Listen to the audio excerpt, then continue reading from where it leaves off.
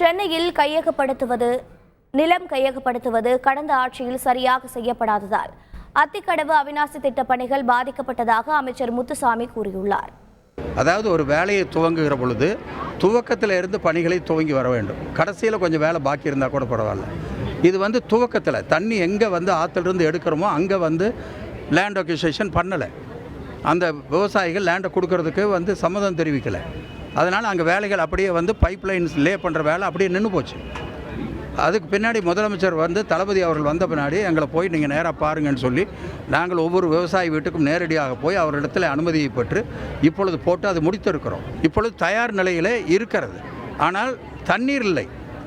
ஆற்றிலே தண்ணீர் இருந்தால்தான் அங்கே 6 பம்ப் செட் வச்சுருக்காங்க.